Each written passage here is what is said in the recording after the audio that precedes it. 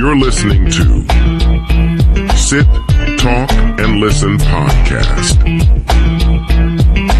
with your hosts, Payroll Rob and Zadie Bauer. Let's get ready to rumble. Welcome. Yes, everybody. It is Sit, Talk, and Listen. Episode 70. We are out of the 60s. Zadie, how does that make you feel? It's a long time coming. Finally, some changes. Like, we knew it would be drastic changes, hopefully, in the year-to-year information and things. The year-to-year information. That's right. When we cover the years. And I don't know if 1969 to 1970 is a drastic change, but you'll start to slowly there's see. some changes. There's definitely some changes. Change gonna come. Sam Cooke said it. We're here to live it. We are here to live it. So, yeah, welcome, everybody. Both my parents were born. They were both born in we're not at the years yet, but... No, we'll get there. We'll get there. So... Less than 2 weeks, though. Yeah, less than 2 weeks. We were going to try to maybe do Monday. Monday was busy. So here we are. Same week, though. So it still counts, I say. I'm back. We took our trip to Branson, me and the fam. Silver Dollar City, specifically, on Saturday, this past weekend. It was a good time. When's the last time you've been to a theme park there, Zave? Man. Probably the summer of 2024. Which one was that? It was just Six Flags. More flags, I more went fun. With, the Butler clan. Nice. Brennan and his fam. I think that was 2024. But yeah, that was the last time I've been to any theme park. Yeah. And just age... Man. Do you find them to be less enjoyable the older you get? Or are you just looking for different themes out of your theme park experience? It's not, because I still my enthusiasm for wanting to ride roller coasters is the same. Yeah. But the effect it has on my body is so different at least 31 at the time. Yeah. I remember getting off the boss and feeling like I just try to do a slant route on Ray Lewis. It's so funny. Like, geez. Yeah, bad. I was hearing that same sentiment from a few people as I was walking around Silver Dollar City. So I'll just kind of run through it. We go out to Branson on Friday last week, and it's about a 4-hour drive from St. Louis to get to Branson. And you got to go 44 interstate through Missouri, and you go through Rolla and Springfield, and you pass the Uranus Fudge Factory on the way. So we stopped at Uranus Fudge Factory. It's basically just one big dad joke of a store, right? Everything's a butt joke there. They had fine fudge, but we were there for about 10, 15 minutes just perusing. And then got back on the highway, stopped at the Buc-ee's. There's a Buc-ee's in Springfield, Missouri. But they had cheaper gas. It was 50 cents cheaper at Buc-ee's than it was anywhere else. So I said, I don't think you mentioned that yesterday. That the gas was cheaper? Well, I'm mentioning it now. I don't know if that's always the case with Buc-ee's, if they purposely always have their gas cheaper if they can, as a loss leader type of thing. You know how grocery stores will do that with milk and eggs. They'll mark it down to a loss just to attract people in to buy the regular things and then have their money made up elsewhere. So anyway, I stopped at the Buc-ee's. Buc-ee's is cool. I don't know. I don't think that if Buc-ee's wasn't on the way, I would make a extra little trip to go to a Buc-ee's. You know what I'm saying? There's people that purposely reroute their trips just to go to a Buc-ee's, but I'm just going by one automatically there, so we That's stopped. Some white people shit, huh? Maybe. I mean, I saw there was a melting pot of people at Buc-ee's. There was black I'm people, about white rerouters. people, Mexican people. Do you think black families or Mexican families are rerouting the trips to go to Buc-ee's? Yes. Nah, I think it's such an internet sensation. They got to get the pictures. I saw, the Jones family posing with the Buc-ee squirrel or whatever, beaver. That's what it is. It's a beaver. Buc-ee's hell of a marketing team, I'll tell you that. Yeah, they said everything's big. Everything's big. They got, 100 gas pumps. You pull up, it looks insane just because it's so big. You know what I'm saying? So anyway, Buc-ee's on the way. We get to Branson Friday and stayed at this Westgate Branson Resort. Nice place. Very affordable. Got just a regular room with 2 queen beds for me, the wife, and the kiddo. So regular room, 2 queen beds, like $60 a night, man. Great little deal. And nice place. They had 3 different pools. One of them was indoors. For $60 a night. Mm-hmm. A game room, a mini golf course on the property, shuffleboard, like with a big shuffleboard, not like the bar style. Sick. That is really good. Basketball court, just a lot of stuff going on where we were staying that we could take advantage of. Wow. We got in the pool on Saturday when we got back from Silver Dollar City. Like a deal they had going on? Or is this I don't know. Nice prices? I found it on the hotels.com. So that's crazy. It was awesome. All the amenities for $60. Right. Like, I'm like, wow. I could go to Branson for $60. Dude, I wouldn't even I would just go to Branson to stay at that place and swim in basketball, arcade. You could. I mean, literally, $60. You could just go and stay on property there, and there's plenty of stuff to keep you occupied and have a good time. So that was good. Felt good about that because when I booked it, I'm like, all right, this is a good price. It seems like a good place online, but everybody can make pictures online look good, right? So you just don't know for sure until you get there. And I was pleasantly surprised with how nice the place was. Liked it. Yeah, they really enjoyed the place we stayed for sure. So Saturday so Friday night we did some what do they call it? Like the main strip in Branson there. We found a pizza place that had like a vegan cheese or a dairy-free cheese that Adrian could have. So we had that the first night. They had very good pizza. I guess it's a Papo's. It's called P-A-P-P-O. Papo, not Pafo. Papo? Papo. Yeah, that could probably be it. Pafo? Pafo. Nobody knows what it means, Iggy. So we got the pizza Friday, and then we did some go-karts. I don't know if you've ever been to Branson, Xavier? Yeah, a few times. So there's like the go-kart tracks that go up in a spiral. It's like a wooden go-kart track. We did that one. Adrian drove his own cart for the first time. He had a blast. Was he nervous? No, he wasn't nervous at all. But he was locked in. You could see the focus. Did you beat him? Yeah. He says he beat me the second time, but I had slowed my cart down so that he could try to catch up and we could make it interesting. But he says he beat me. Whatever you say. Whatever I say, yeah. I let him win. So then Saturday we get up and we go into Silver Dollar City. And that was, it ended up working out in our favor because it was a hot ass day Saturday. I mean, it was 100 degrees before any heat index action. You know what I mean? So we're walking around. Luckily, Silver Dollar City. Have you ever been? I don't think you've been. Have you been to Silver Dollar City? Yeah, I've been a few times. Have you? Well, family trips. Yeah. So the park there. It's not as an adult. I have not been. So for anybody who hasn't been to Silver Dollar City, it's kind of tucked in the middle of a bunch of woods out in the Ozarks in Missouri there, southern Missouri, Ozarks. It's kind of like late 1800s themed, right? 1880s themed, correct. So it's like, old school, small towny, mountain folky. They have like a lot of little craft shops. Taffy shops. Like a taffy. Saltwater taffy. Uh-huh. And then like a pottery shop, a blacksmith shop, a quilting shop. I mean, to know that nothing's changed. Yeah.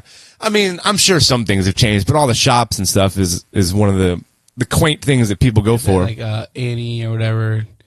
Annie. The play, the thing where they do a little ensemble for groups of people to come. Yeah, they have, Branson's like, it fancies itself a show town, so they got shows everywhere. I mean, even in Silver Dollar City, we just were we got on the train, we're like, a little train ride just to drive around the park. But no, even the train ride, they got like, we stop in the middle of the woods and there's two people dressed up putting on a little train robbing show for us. I said, I didn't sign up for the show. What do you do for a living? Oh, I stay out here and wait for the train to pass and do my skit 20 times a day. Bro, I wonder sometimes about some of those employees at the amusement park. Like the guy that, checks your lap bar on the roller coaster. How long can you do that and feel pretty happy with your job? Probably about as happy as I do. At least you get some differences from day to day. Like, it's the same thing over and over for these folks. But there was, they had different stages around the park with bands playing and stuff. We did a lot of the rides. I did like 3 of the roller coasters by myself because Jamie and Adrian weren't looking for that high of intensity on the roller coasters. They did a few of the little lesser intense roller coasters, but They did some pretty good ones. And then we all did like the water rides, right? You know, like There's not really intense roller coasters at Silver Dollar City, is there? Well, there's one called the Time Traveler, and it touts as being the fastest, steepest roller coaster in the state, with a 90-degree drop and speeds of almost 70 miles an hour. And the cart turns. And then there's another one, a wooden roller coaster called Outlaw Run that's similar to like Mr. Freeze here at Six Flags, where it launches you from the start, like a poof, you know what I mean? Like pins your ass back. And that one's got corkscrews galore. There was like one set of corkscrews where you're going straight and you can see it like 3 in a row. Pretty dizzying. And that's on a wooden roller coaster too. So that one was really like bumping you around. Yeah. Also, like, I feel like my YouTube algorithm is now filled with roller coaster incidents and crashes. They're more common than they probably should be. Do you think that they're more common, or you just happen to be seeing them more frequently now? I mean, you would like to think that they'd be about as common as plane crashes, but they're far more common than that. Like, there's Like a several crash? roller coaster accidents and about? fatalities a year. Oh, no. I know. I mean, and there's like everything in the human body tells you, like, this shouldn't be okay. And like, I'm trying to fight against all my senses, like, on the roller coaster of like, you know, flinching, or not even flinching, but tensing up, or like holding on tight. I'm like, okay, Was your just body relax. sore afterwards? No, it wasn't. And I think it's because I tried to make a conscious effort to like not tense up on a roller coaster and not like Were you be high? tight. Huh? Were you high? Not excessively, but that's like my everyday standard. Well, I just didn't know if like that would help, you know. I don't know. Maybe. Is I tried Celebration City still a thing? Is that a Branson thing? Yeah. I don't know. I don't remember I hearing feel like anything it about was. I haven't heard of it in so long, but I remember going to Celebration City too as a kid. I'm pretty sure that was in Celebration City. No, I don't remember seeing any signs or really hearing anything about a Celebration City, but I could be wrong. Yeah. What's the Oracle tell you? Opened in May 2003 after replacing Branson, USA. Oh, interesting. It permanently closed October of 2008. So, Dang, not a long run. and yeah, but I was there, so I was Yeah. part of that 5-year run. Let's go. Memories. There was like a hilltop place that had like an old, I guess it was an old amusement park. Oh but yeah, that 2008 it got through the economic downturns, so it was a fatality of the market crashing Yeah. and the housing bubble burst, if you will, The Big Short, all that action. So let's see. Got the turkey legs, Silver Dollar City. What do you think, turkey leg? I was just about to comment. I've gotten turkey legs. I feel like they always look so appetizing, but I don't feel like they don't ever satisfy me as much as I would think when I'm looking at them. Yeah. And like there's a lot of like bone splints and stuff in them. Yeah, that was more work than I really was wishing to do, having to like eat around the ligaments or whatever it is. Shin Yeah. splints. But they look so good when you They see do. Big old and the smell, turkey leg. And it's just the like, skin. I mean, it was good. I ate it. Yeah. I felt full afterwards, but it was definitely more work than I expected. Yeah. And that's my experience as well. Yeah. What was it, like $18 a piece? For the combo. Yeah. Yeah, it was like 18 something for the combo. But while we're talking about amusement park food, I got a survey here where people were picking their favorite theme park foods. You want to go fancy any guesses before I just read them off here? Well, this is the top 5. Top 5, and this is the International Association of Amusement Parks and Attractions. They surveyed people. Huh. Cotton candy? Cotton candy is number 5 with 12% of respondents putting it as their favorite. Popcorn. Popcorn did not make the top 5, but you're in the right vein. Kettle corn.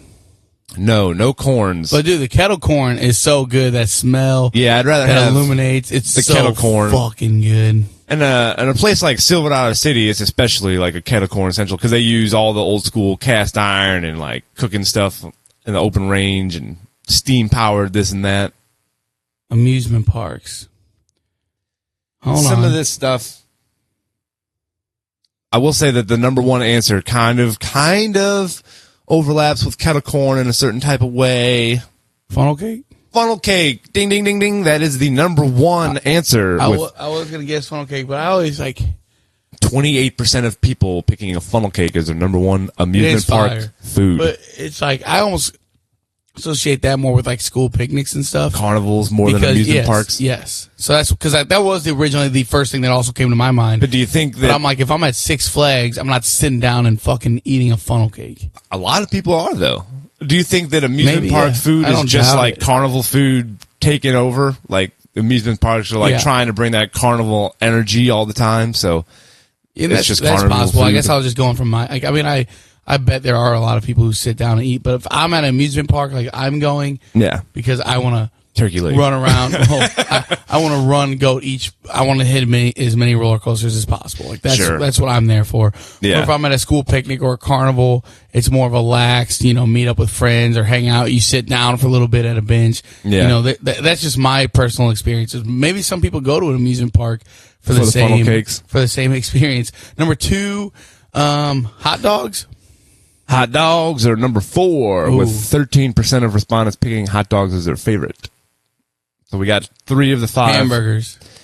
Hamburgers is not on the top 5. So we got funnel cake as number 1 with 28% of respondents picking it first. Hot dogs number 4. Cotton candy number 5. We need 2 and 3. Well, ice cream. Ice cream is number 2. The sweet treats are taking the top billing there, with cotton candy rounding out the 5. So 3 of the top 5 are sweet things. Oh, and there was 17% of people picking ice cream as their favorite amusement park food. Chicken strips. No, but that is a good one. I saw chicken strips at probably every stand we walked by. I'd love to go back, I don't even know, 20 years. I'd be curious to see if 20 years ago chicken strips were as prevalent as they are today. I feel like they've become like the staple comfort food for a lot of people. They're like, I don't know what to eat. I'll just have chicken strips. I know I can have some comfort in chicken strips. Even a bad chicken strip isn't it? Like it's still, edible. Yeah. Yeah, just like a bad pizza. Still edible. Yeah. Man, number 3. Did you just give it away? Probably I think I did just give it away. Pizza? It is pizza. Yes, I did. 13% of people. Who the fuck eats pizza at a gosh damn amusement? Who eats any of this stuff? If you get a funnel cake, some ice cream, pizza, hot dogs, cotton candy, you are barfing as soon as you do anything else. Popcorn is, I feel like, when I'm going with my family, we might all stop. Yeah. We get one of the souvenir cup of water, souvenir cup of soda. Yeah. And then a popcorn. Usually if you're with a family that has a kid, you could tie it all to the stroller. That way you're not carrying it around. Yeah. We had, I guess, like a couple little snacks. You can see right there to the side of you. We had, that's the bag Camel we took. pack. Yeah, we brought our Camel Pack bag with us, so we had water strapped to us. Went through about 8 bottles of water between the 3 of us that day. But it was nice. We just refilled our pouch and kept going. That's smart. But we had a few little snacks in the bag, but nothing crazy. Yeah, like I think realistically, like you're saying, if you want to avoid the stomach aches and stuff, like packing like some goldfish, Cheez-Its, something light, Goldfish. For sure. But we just stopped midway through the day and had our turkey leg combos is what we decided to do. But that was because we were looking for the turkey legs. We were going in planning on eating the turkey legs. And they had like a smokehouse restaurant type of thing in the park.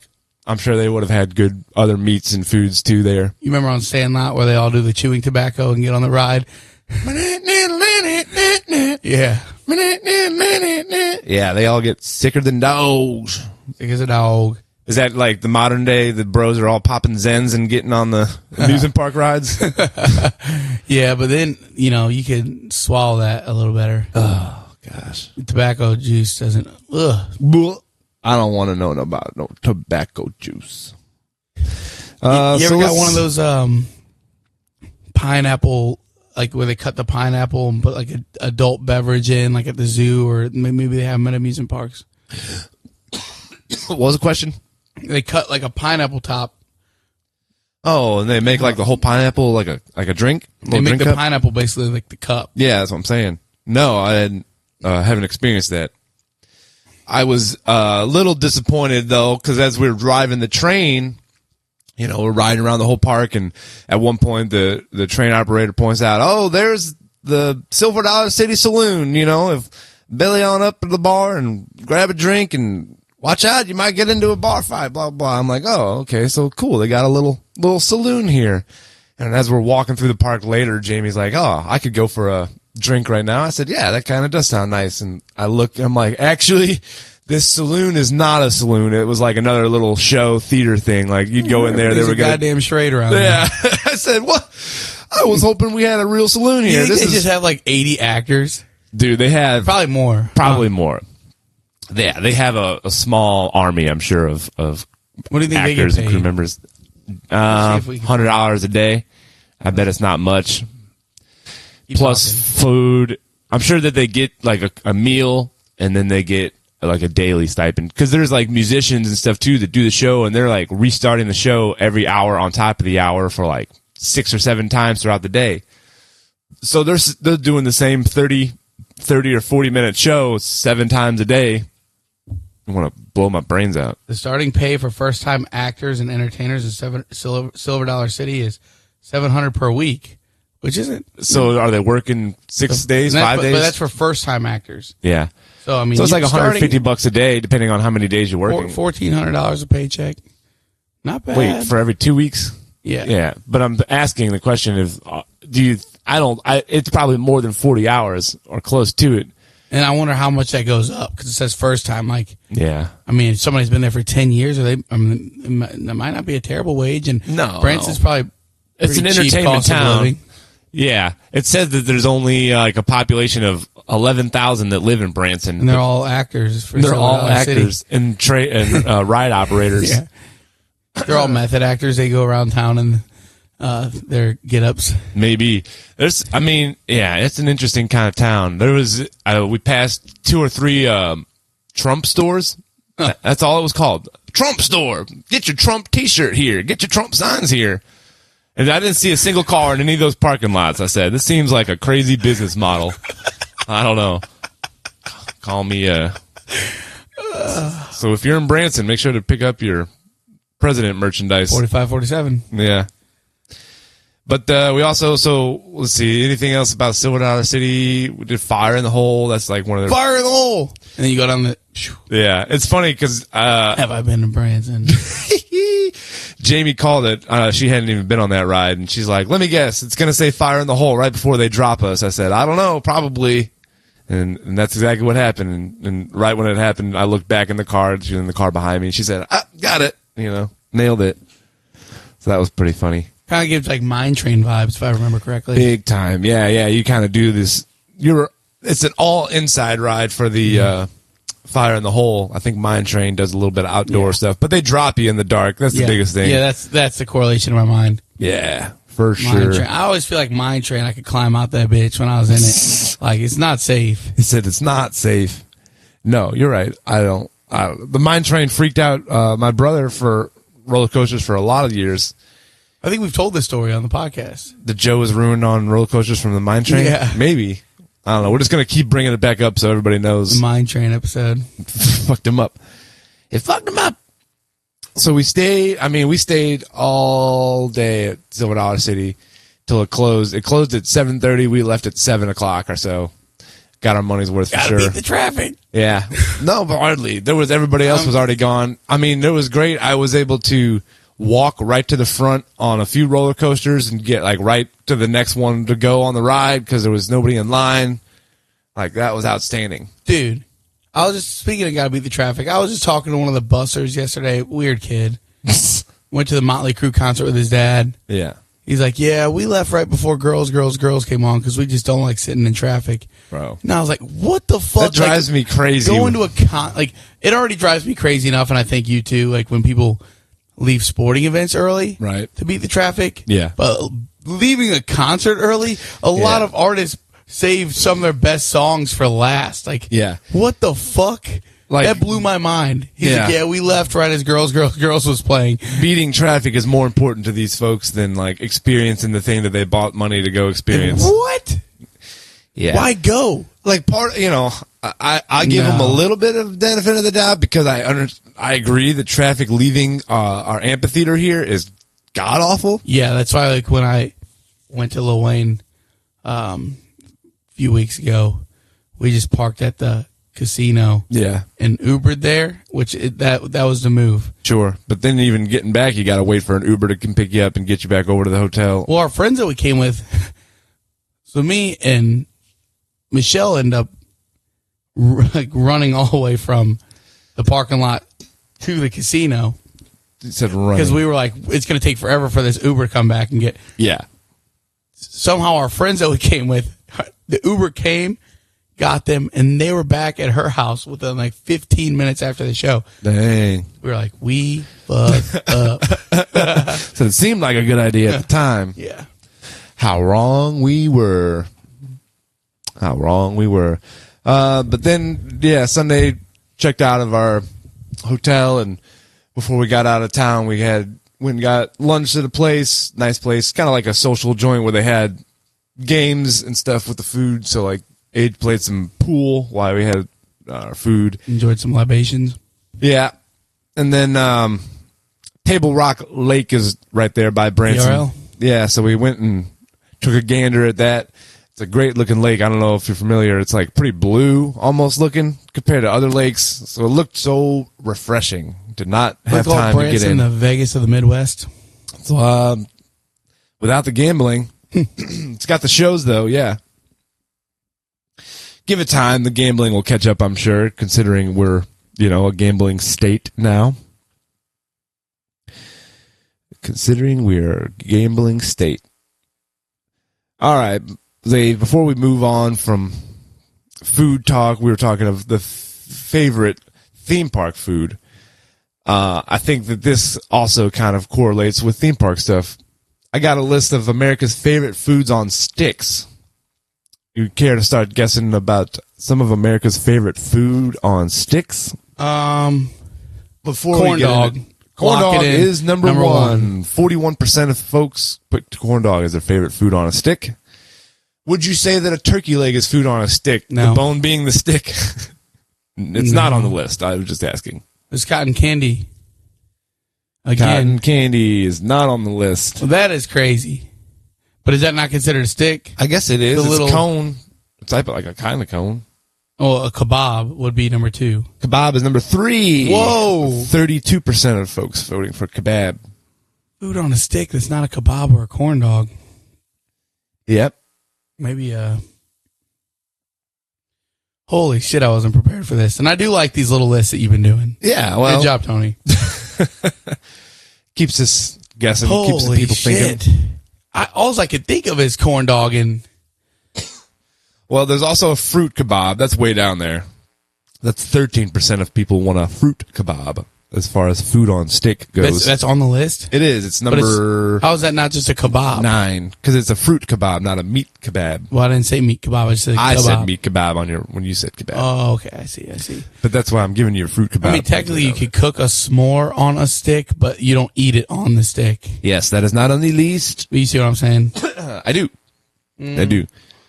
Corn dog? It's mostly sweet treat stuff left. I can't think of any of them. All right, I'll give you number 2. 39% Initials. of people picked popsicles. That's not an initial. And that is, yeah, that's a fuck. How did I miss that one? He said that's not initials. Give me an initial. Okay, for number 4, 26% of folks chose this one. CA. Caramel apple. Caramel apple See, this is correct. This is fun. Yeah, I see why Doug loves it. Okay. And then, so 6 and 7 are both of pop varieties. Pop? Yeah, that might be too much of a hint. Pop variety. Yeah. Oh, wait a minute.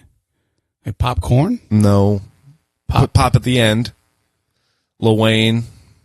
Lollipop. Yeah, lollipop. Wow. That's 17% of folks picked lollipop as their favorite food on stick. And number I just 7. don't really even think, like, and I know obviously it's food, but like, I don't think sweets of is- it it's like as yeah. food. I agree. That's all. Like That's whenever, why I was like struggling. whenever I ask like a kid, Like- "Oh, you're hungry? What do you want to eat?" "Oh, I'll just have some candy." And I'll be fine. I'm like, that's not gonna. It's Candy not does food. not fill you up. Like popsicles technically are not food because if it sits out long enough, it's liquid. A liquid. Yeah. Well, It's not a food. but when it's a popsicle form, Is that a food though? I guess because you eat I'm it. gonna Google it. It has to be considered food. You eat it.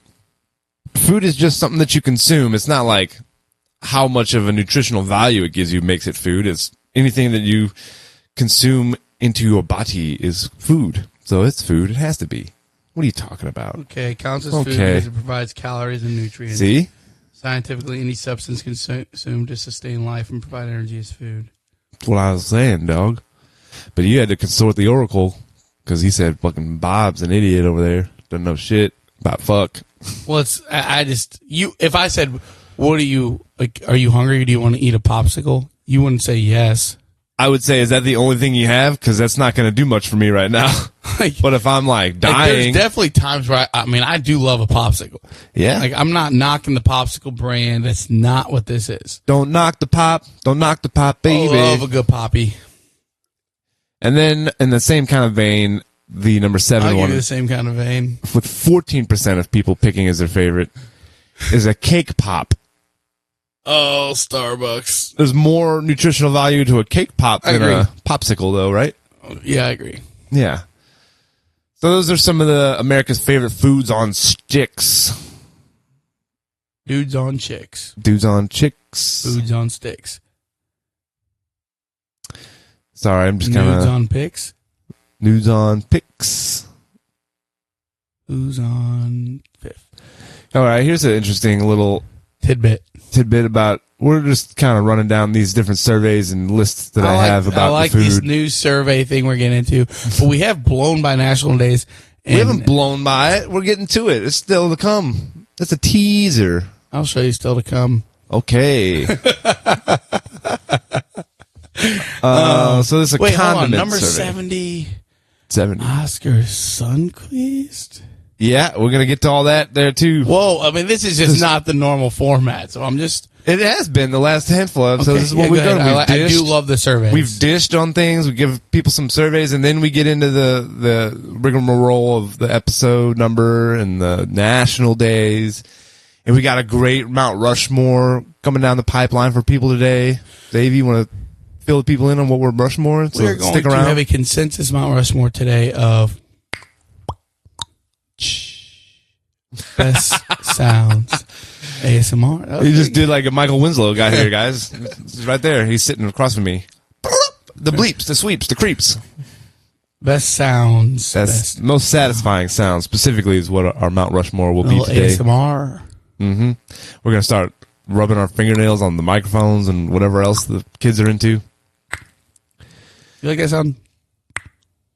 I don't know, not really. I mean, like I like some sounds that are kind of like that, but not specifically that one. You're popping each other's assholes. I was thinking a ball hitting a bat. Hold on. Whoa. Jesus, dude. Save it for the fucking Mount Well, Rushmore. you're asking me if I like the sound you're making. I'm telling you no, but it's close to a sound that I do like. So what do you want from me?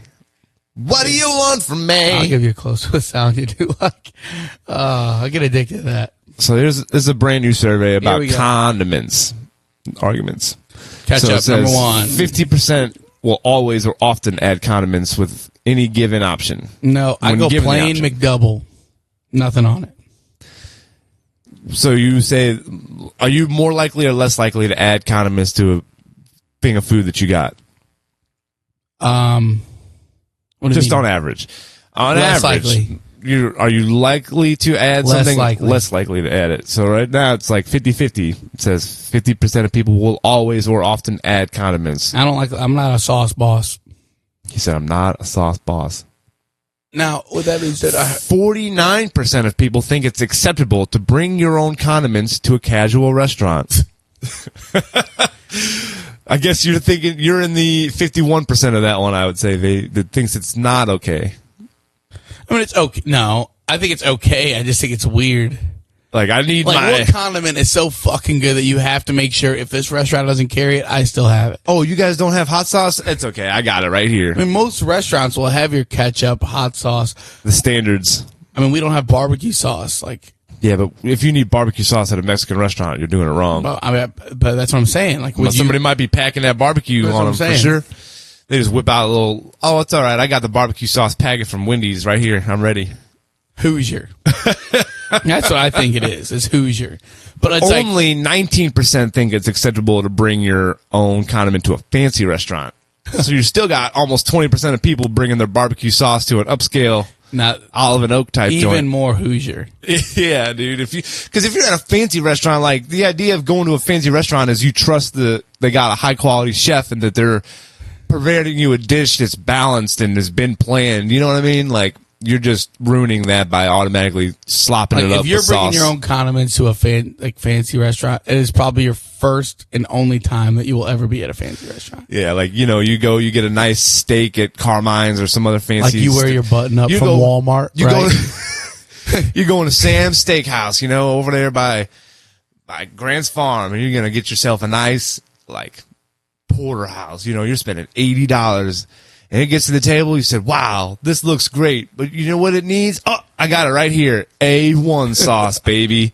I put that shit on all my steaks. Dude, can you imagine ordering like a $300 steak and then asking for A1 sauce? No. I would, yeah. If I was like the server in that situation, I don't know how I would control my face. Like, I feel like I would make a face at a person if they asked for A1 sauce and they just got like a big fancy steak. You know what I mean, dude? I would Hoosier. have a hard time. Is that Hoosier or no? You might be a Hoosier. Dude, we have to lock this in one day. The foremost Hoosier white, the Mount Rushmore of white trash things. It would be a great one. All right, producer Tony, put it on the list. We got to remember these things while they come up. Well, I got him. Yeah, he's writing them down. Mount Rushmore of white trash things. Yeah. And there's too That'd be a many. good one. That won't be a consensus one, only because. But it would make it fun if we did a consensus because then we're actually whittling it down. Yeah. Let us know if you guys prefer the drafts or if when we consensus. Right. Yeah, I agreed. And also let us know if you bring your own condiments to a restaurant. Like, Are you a Hoosier? Are you always packing ranch in the purse? I think we all know somebody who does. Not personally, but we've heard people. I mean, everybody's heard of the person that brings ranch, but nobody's actually met that person. Yeah, I mean, we have ranch, but it's like. We got ranch? Would you judge somebody if you were a Rosalitas and they whipped out mayonnaise? Kinda. I think, yeah, most of the time I'm probably going to be a little judgmental if you're whipping out any of your own condiment at a restaurant. But you'd be okay with it, right? Yeah, I'm not going to, live That's your what I was life how saying. you live your life. I don't have a problem with it. But I'd be like, dang, you really couldn't, you chose to come to this restaurant. if the question was, would you judge someone? I would be like, yes, I would. But am I okay with it? Yeah. I mean, it doesn't hurt me. Yeah, agreed. But it's confusing. It's like you chose this restaurant or whatever, you're here to eat and you assume that they don't have the things that are going to satisfy you. So you just brought your own. You're like, I'll satisfy myself. They're not going to have barbecue sauce. Yeah. Self-satisfying. Dude, we got to start clipping off so we could have some, if we could start clipping off some of this shit and then make those drops and get a full-time producer in here. We're working on things. We're workshopping, guys. We got the grandeur. We got the big plans. Clip that off. Clip that off. That's right. That's right. Okay. That's good. All right. So I feel good.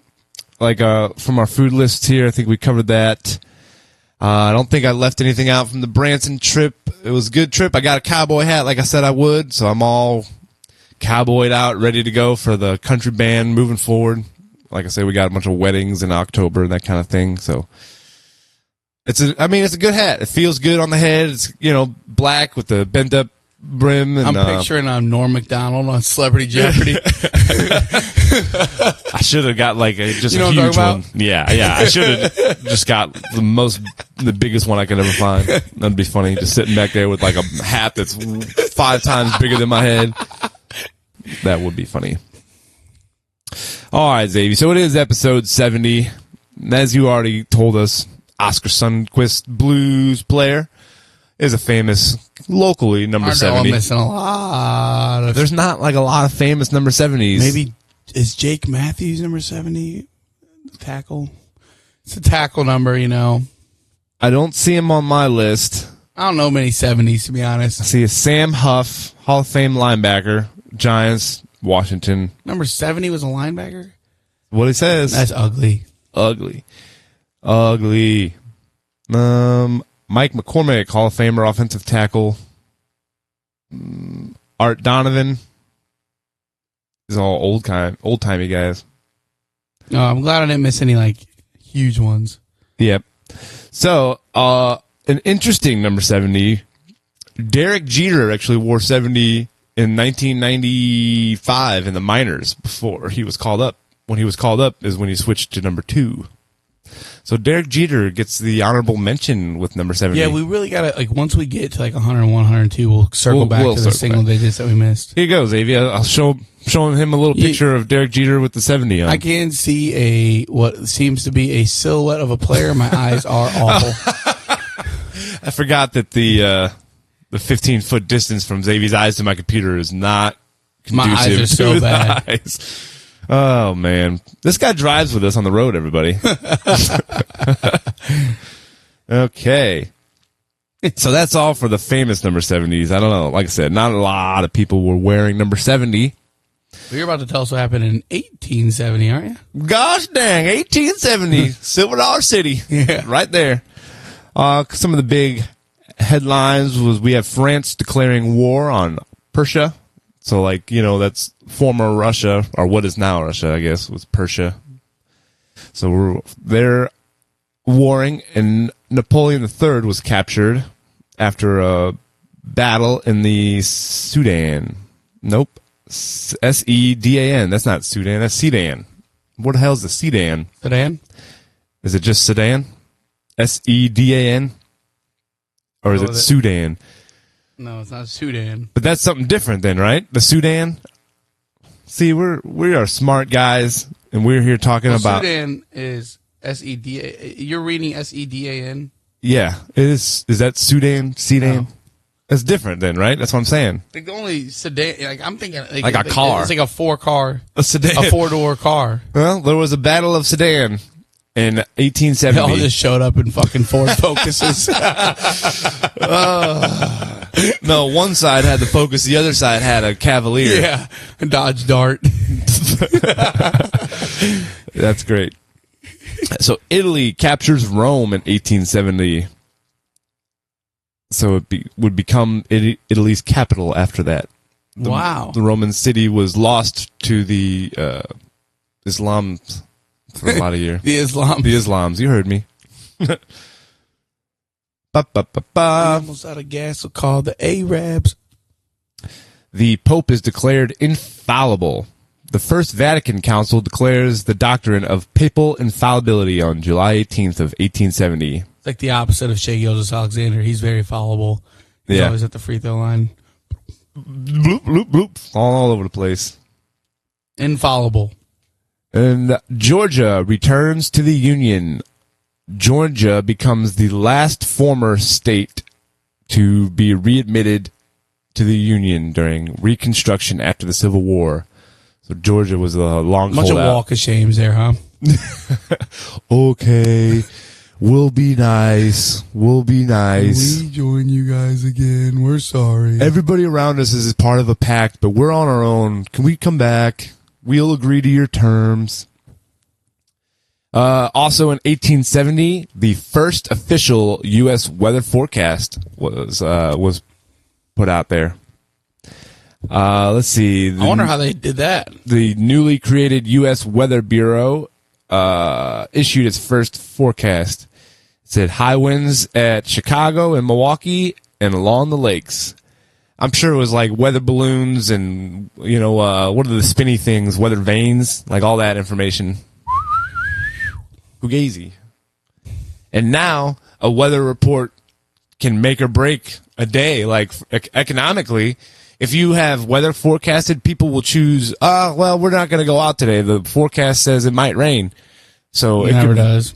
Yeah, but from being in the restaurants, like it can ruin a day at a restaurant. I don't know if just the forecast. I don't know if weather's became any more predictable than it was in 1870. Come on, that's not true. Well, of course, it's more predictable. Well, they suck. Well, they suck.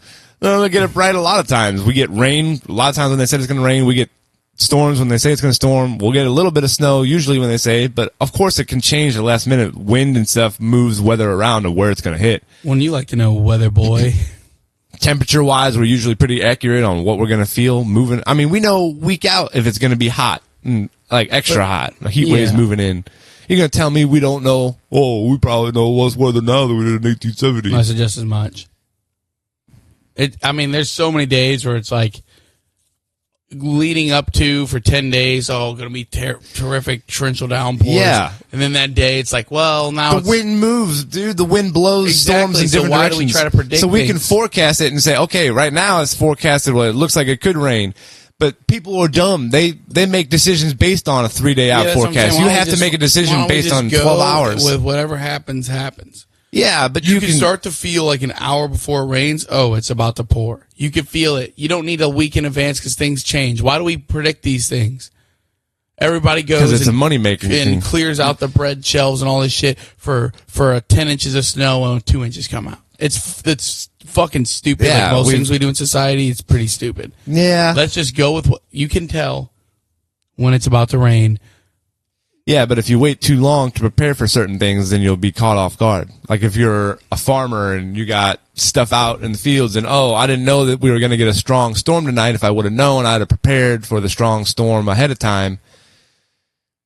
There's pluses and minuses to it all. But I think everybody just reads too much into it like it's the oracle, right? But I feel like oracle. the strongest thunderstorms come when we're not really prepared. We're like, it's just supposed to be, a little bit of rain. It's because everybody gets the weather reports of like, we see it's going to rain that day and it didn't. So then people just saying they're push terrible. it off. Like they're pretty terrible at predicting the weather. I don't know. I think if you use it the way it should be used, it's not that terrible. It's like we've not perfected it nearly at all. It's not a perfectible system. Weather is always changing and always volatile. There's no way to perfect it. That's what I say. Exactly. But we've been trying to since 1870. We've been sure damn trying. There you go. Good wrap up there. Yeah. So we'll move into 1970, the year things started changing for the United States. I mean, they were changing already. Bill and Colleen were born. That's when... I wouldn't be here if it wasn't for 1970. That's right. It's a heck of a year. It was the year after Summer of Love, and it started off with 4 Kent State students being shot and murdered. I'm telling you, 1970 took a turn, brother.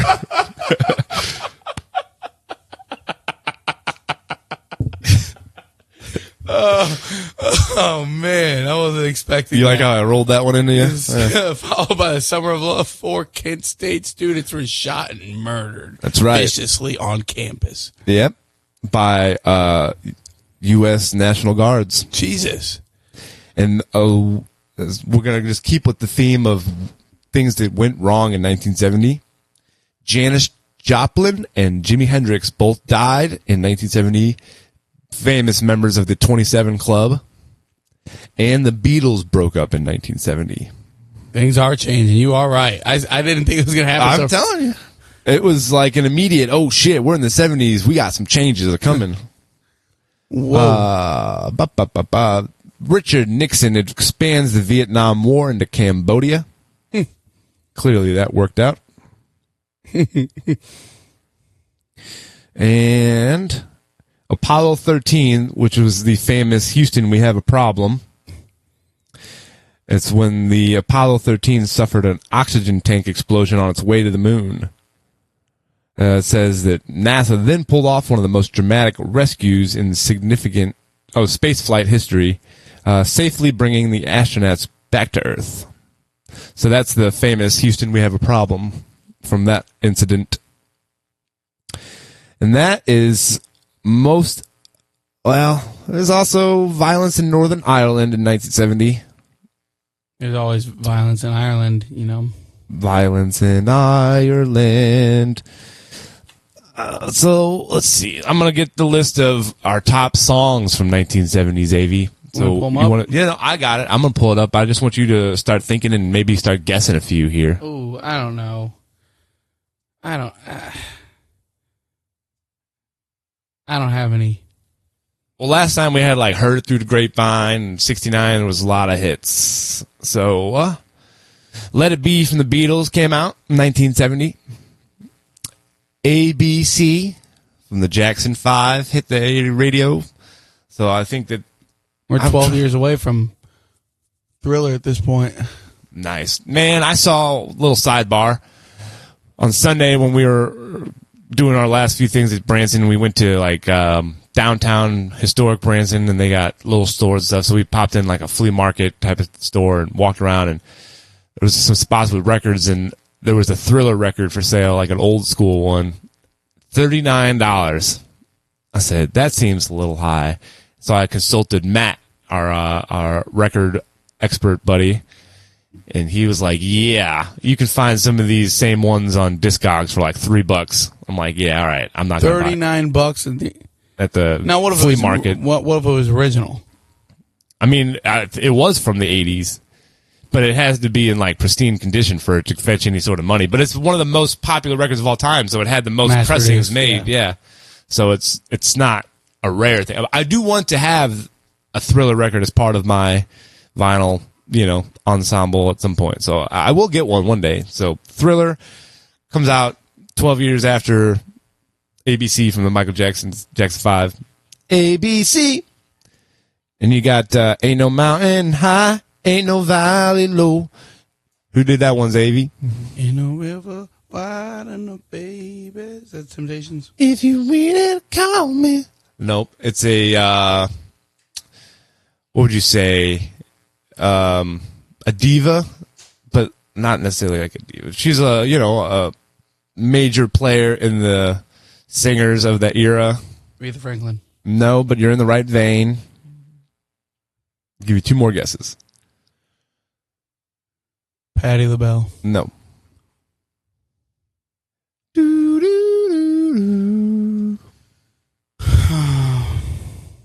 I give up. Okay, Diana Ross. Oh, Ain't No nice Mountain guess. High Enough. Okay, also from 1970. I want to know, have you ever seen the rain? I know that artist. Who is it? Creedence Clearwater Revival. That is correct. That is correct. John Fogerty. Yep. You also had Fire and Rain from James Taylor come out that year. James Taylor sucks. I've seen fire and I've seen rain. You don't like James Taylor, Head? I don't know if he sucks or not, but I just don't. I think the crowds that he produces compared to Look, a James Taylor crowd is the same not a type of folksy crowd. guy. Yeah, I'm gonna say James Taylor crowd is the same crowd that's gonna go to a Bob Dylan. It's gonna go to a James Taylor crowd. Who else am I thinking of? He's a big artist, though. He performed at Enterprise when I was working at Cybergs, and I was like, really, this many people are out to see James Taylor? Yeah, he's known. He's a classic songwriter. This is fucking 52 years after this song. Like, he's got to be he in did his mid-70s at least. He's old. Yeah, he's old for sure. You had a lot of other good songs. American Woman, which was Sanad's favorite song from Crown Seat Supply. Drive around and be yelling it out the window. Norman Greenbaum was Spirit in the Sky, one of our favorite one-hit wonders and lone wonders. Norman Greenbaum, you know what's interesting about him and that he wrote Spirit in the Sky? He's a Jewish guy. But he said, I know how to make a hit. I'm going to make it sound like a gospel song. So he said, I got a friend in Jesus. That is interesting. And then a lot of hit songs. We had Your Song from Elton John. You can tell everybody this is your song. Elton John's a man. I hope you don't mind. I hope you don't mind that I wrote down the words. And then we have One hit wonder. Mungo Jerry. You ever heard that song in the summertime? You'll know the song. It's in the summertime when the weather is fine. Mungo Jerry? Mungo Jerry is his name. It's kind of a creepy song. There's a specific line in the song when he says, if her daddy's rich, take her out for her meal. If her daddy's poor, just do what you feel. That's a problematic line, Mungo Jerry. You know what I'm saying? Whoa. He's insinuating if your daddy's poor, you do whatever you want. Moving on. Also, famous 1970 song. Shout out, Bill. Black Sabbath released Paranoid. I do know that, and that's the one thing you took that from me. I was going to say. You took that from me. I gave you all the time. I knew when Paranoid was released, and that's the only thing. But I don't. Was that the number one hit? I don't have. They're not like ranked here. I just have a list of the biggest songs. They're not in a ranking order. I mean, it's a big hit, but I feel like "Let It Be" and Michael Jack and the Jackson 5's ABC and "I Want You Back" was also out that year. Probably a little bit more widely known. Was that the biggest hit from that album as well? Was that the Iron Man? No, that's a different record. That was before. That had War Pig. And I know that's fine. Paranoid was its own record. I'm pretty sure. Living with my woman 'cause she is something else. I don't know the lyrics actually. Can you help me? Understand the world. Oh yeah. And it's not living with my woman. It's finished with my woman because she couldn't help me with my mind. There you go. Shows you what I know. I don't look. Lyrics are like the last thing that ever registered with me when it comes to music. Right? I grew up listening to it, and like the melodies would be there, they'd stick in my head. But what the words are that they're saying, half the time I wouldn't even have been able to tell you. That's all I'm locked in on a lot of times. And even if I know the lyrics, I'll say them, and I would be like, oh, I don't really like. I wasn't paying attention to the message or what they're actually trying to say. Like I'll know the words. That was like later in life. I started paying more attention to that and actually getting an understanding of the lyrics and what's being said. It's just not what captivated me about music at the beginning. I don't know what's happening. Xavier showed me a key. I was trying to do that, and then I realized the sounds that I was making. So I put I see. He's fumbling with the keys and then making extra noises for the folks. So don't worry about what I'm doing. I can do two things at once. Sorry, you can't. I can't. Look, that was a reference to yesterday's episode. You didn't watch ATMA? No. Oh, I did. That's right. That's right. I did catch that. That's great. Oh man. Well, 1970 had some bangers. Kicking in the fucking doors, heads getting blown off at Kent State left and right. Yikes! Our pets' heads are falling off. Okay, Xavier. Today is August 21st, and we have some national days. Oh, yesterday was 420. No. No. 8. It was 8:20. 8:20. Which is like 420, but like double, kind of. You know, bro? Because it was like 420, but it's 8:20. Yeah. Yeah. Brain fart. I just get a panic sometimes when I think of the date, and I'm like, holy shit, did I miss something? Like, did I forget to text somebody? Oh. That's why I just text nobody for birthdays. That was the anxiety in my head. Yeah. Like, I was like, oh my gosh, was yesterday 420? Did I miss my brother-in-law's birthday? That was the quick thought process. And then I was like, wait a minute, it's August. There's too much pressure with birthdays. I don't even text my own daddy on his birthday. Yeah, you do. No, I don't. What's his birthday? March something. Oh, no. No, that's actually January. Oh, my God. You don't know your own dad's birthday? No, you think I'm lying when I said that birthdays were not big deals. Does your dad know your birthday? I hope so. Why? Think so. I hope he doesn't now. Well, he was around when I was born. So both. I was not around when he was made or born. That'd be crazy if your dad wasn't around when you were made. That's how it works out sometimes.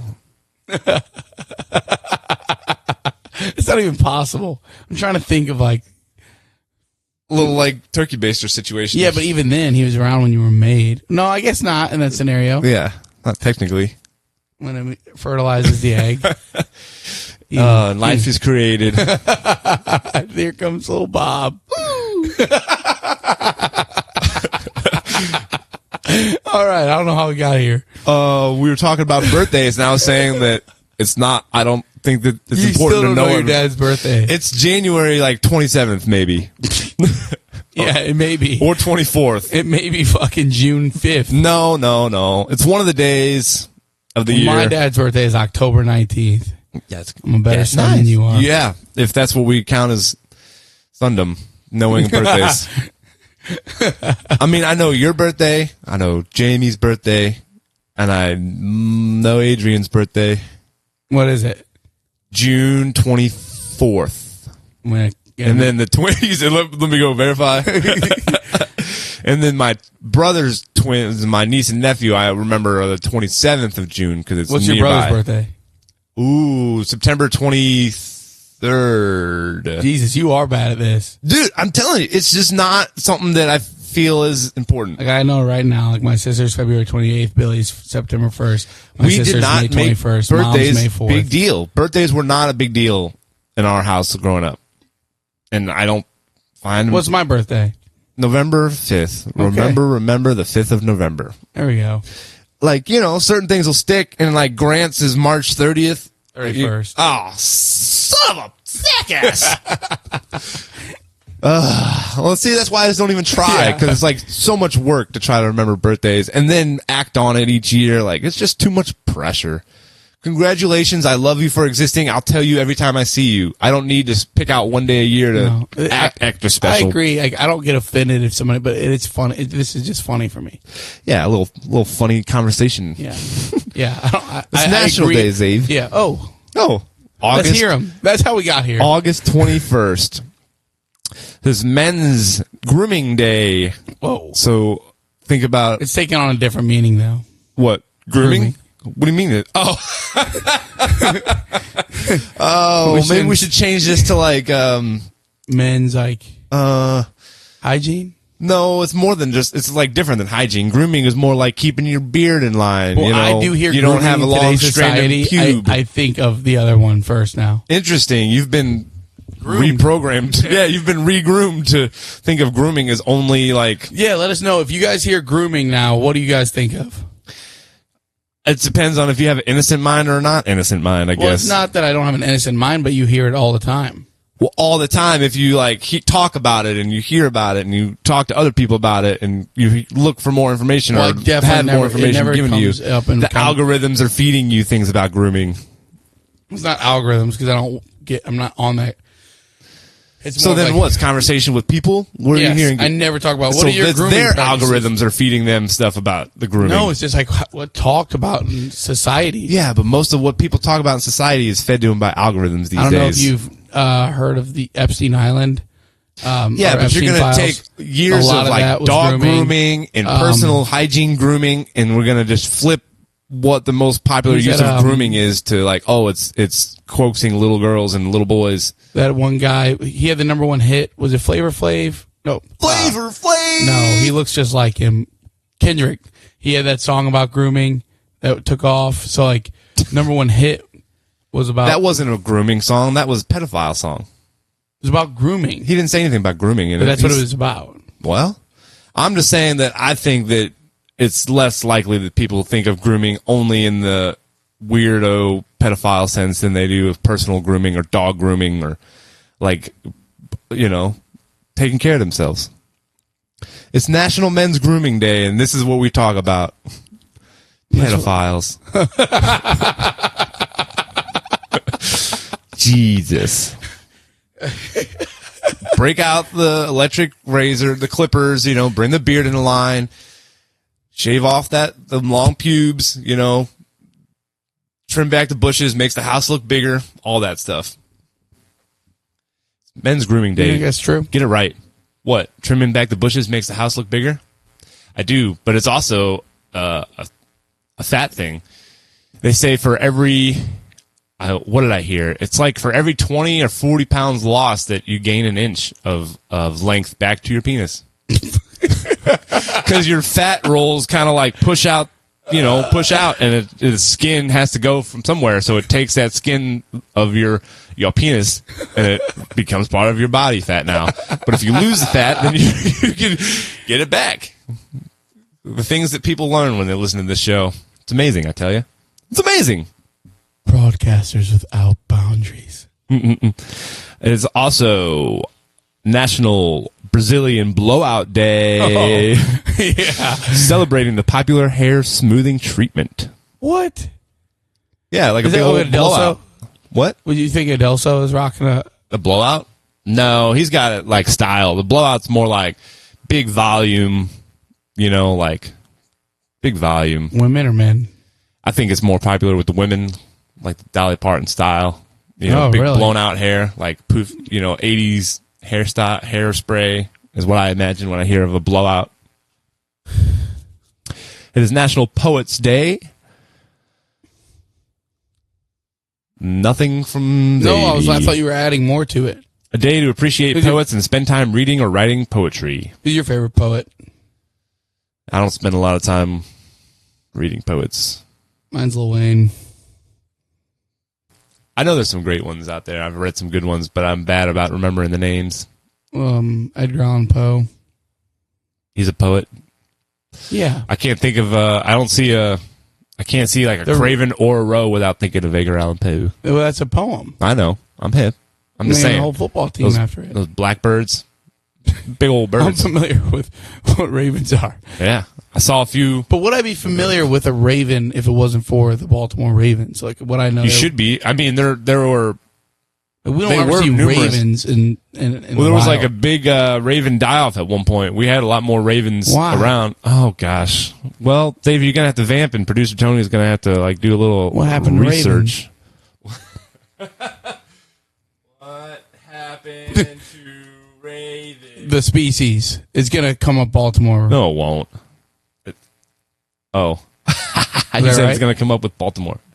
It's true. Is that what it did? It did come up with what happened to Baltimore Ravens. Yep. Well, I know Google like the back of my hand. Well, this is chat. Was Emily Dickinson a poet? Or was she like a novelist? Charles Dickens? No, Emily something or other. Something or other. I'm not too familiar in the poet game. But what's your favorite kind of poetry? Slam? Haikus? I don't know if I have a favorite. I like a haiku. Haikus are fun. What is it? 575. 575? Yeah, for this. Think of one. This will be fun. He said this will be fun. This will be fun. See? I hope you're doing it well. Oh, Back boy. to the podcast. Was that 575? Yep. Yay! Good job, We Dave. are poets. Xavier's a poet. I would spend much more time having to figure it out. So ravens were historically heavily prosecuted by humans because they were viewed as pests or predators or bad omens. Oh. Habitats changed over time, which affected the population of ravens. They've expanded into some areas where they weren't like historically found. In western U.S., common ravens are widespread and generally abundant. Oh, so just not over here anymore.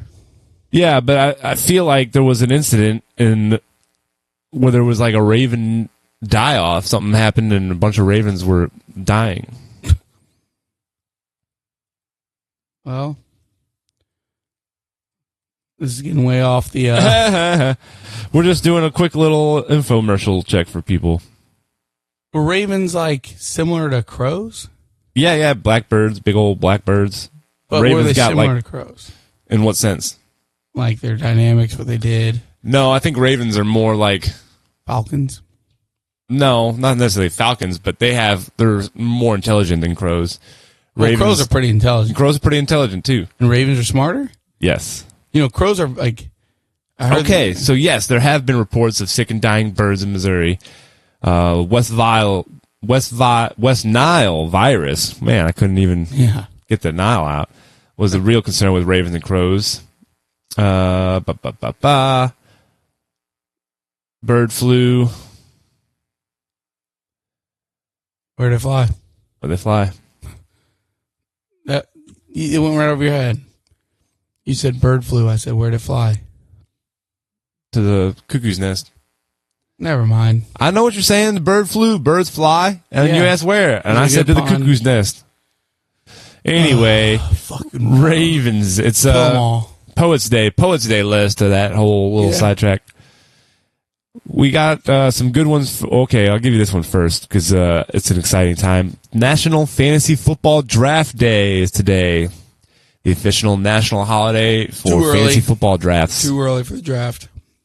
Well, you got to figure August 21st every year isn't. Some years it's closer to the beginning of the season. Some years there's already further. People dropping like flies at training camp. Lost Jaden Higgins to the year. When's the first regular season game? Do you know offhand? Well, I'm gonna guess like September 8th. September. It's in September. I like to do the draft like 3 days before the season starts. Yeah, I could get behind that. It's way too early, right? Yeah, I think that you want to wait the longest for fantasy football draft for that exact reason. Injuries and like preseason injuries aren't as common anymore because teams aren't putting their starters in. But training camp injuries are like the universe is like evening it out. Yeah, it looks like September 9th. Oh, I was so close. So close. So we're inching closer. We got probably one episode, and then the next episode after that, where we recap how our previews went, or from the previous year. You're gonna give us your predictions and and we go over last year's predictions and how they went. I guarantee you, I didn't have the Seahawks winning the Super Bowl. Yeah, no, I don't recall that being talked about at all. And if I would have predicted that, I would have had. And you got the Patriots and the Seahawks opening up the season Wednesday, September 9th. Good luck. Good luck, brother. Other national days for today. It is National Sweet Tea Day, honoring the classic, refreshing Southern staple. Great. It's a great liquid. Great drink. And in the same vein, it is also National Kool-Aid Day. Ooh. Observed on the third Friday of August to honor the childhood favorite. So that's a moving holiday. You know what I mean? It's not always on the 21st of August. It's just whatever the third Were you a Friday. Kool-Aid boy as a kid? Yeah, I liked Kool-Aid for sure. Would you drink Kool-Aid right now? Yes. Yeah. You never make it though. You don't keep Kool-Aid on deck. No, we don't keep it on deck. Such a bad drink for you. Right. I mean, it's sugar water. It's sugar water, 100%. That's all it is. You know they're drinking Men in Black amounts of sugar water. Huh? Men in Black, weren't they drinking sugar water? I don't know. I don't remember that part, I guess. What's your favorite Kool-Aid flavor? You didn't like the red flavor, right? No, Fruit Punch Kool-Aid is probably my favorite. It's the number one. It's my brother who didn't like it. He's Billy. Strange boy. Old Billy Strange boy. Billy would fit right in as a cast member right there at Silver City. He could be a train robber, dude. I'd see it all day. He would be a perfect train robber. Good pay for him.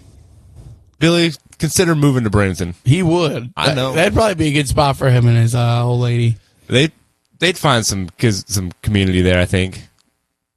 Billy, if you're listening. You know what? And there's opportunities for Bill, too. They've been doing a year-long run of David the Technicolored Dreamcoat at a theater in Branson. David? Yeah. What did I say?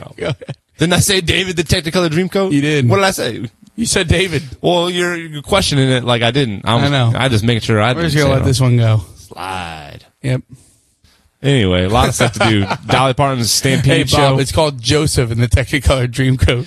Oh, well, there's another one called David that I thought was the same. There's a David in the Technicolored... Dude, that's the title of this episode. David in the Technicolored Dreamcoat? Yeah. All right. See? I asked you what I said. You I know, were taking the time. You're like, I said David. I was like, I know you said David. What did I say, David? Well, yeah. The show was called David. I guess that's a different Christian show. David. Yeah, Bill, come Biblical out show. Here. Come out here for a play you've never heard of. Well, it's funny. It's funny. I'm laughing with you. I'm not a show expert. I'm not a Broadway guy. I don't know things. Speaking of I'm ignorant. I did see my dad's play Little Mermaid. It was phenomenal. I mean, like it was so well done. Nice. The acting phenomenal. The songs. The girl who played Ariel and the guy who played Sebastian. I think his name's Chadley. Chadley? Dude could be on Broadway. Nice. It was they get some of the Muni actors. Where did they get them from? Any idea? Just local? Yeah, I guess. I mean, they could probably be. Like, he could be in the Muni. Yeah. The guy who played Sebastian. That's great. I like it. So I like good shows. Quick shout out to that. It was absolutely phenomenal. Love it. Love it. And in the same vein with the food and drink, it is National Spumoni Day, celebrating a delicious molded Italian ice cream treat. I'll give you a molded Italian ice cream treat. I'll give you one right in the dome. Last but not least, it's National Senior Citizens Day, dedicated to honoring the achievements and contributions of older adults. Any thoughts on that? I'm just thinking about changing Lena, whatever, Helmsley's pull-ups. Leona Helmsley? Yeah, Leona Helmsley's pull-ups. Iggy changed her pull-ups. That's right. That's what I heard. A lot of ATMA lore gets brought into this podcast, and I don't think anybody listens. That's probably true, but, maybe we'll entice them. Some things are just for us. Everything's for us. Yeah. Well, pretty good national days. I like national poets. days. I like sweet tea. I like Kool-Aid. I'd say this is probably one of the better national days as far as my approval rating is B+, A-. For sure. Yeah, it's got a lot of solid stuff today. So before we get into our Mount Rushmore, do a quick little jaunt around the world of sports. Cardinals are out here doing what the Cardinals are doing. Winning some, losing some, winning some, losing some. We blew it yesterday. We were up 4-0. Yep. Reds take a 5-4 lead. Yep. Then the Reds kind of had a disastrous.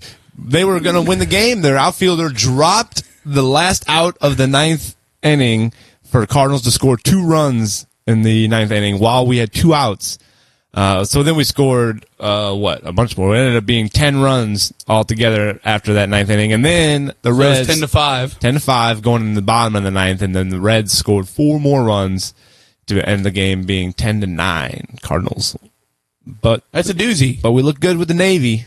A little, matinee scramble, if you will. Yep. Matinee madness. Matinee madness. Hell yeah, dude. You like that? Put me in there, coach. Put me in, coach. I'm ready to play. That guy was not ready to play center field. Yeah.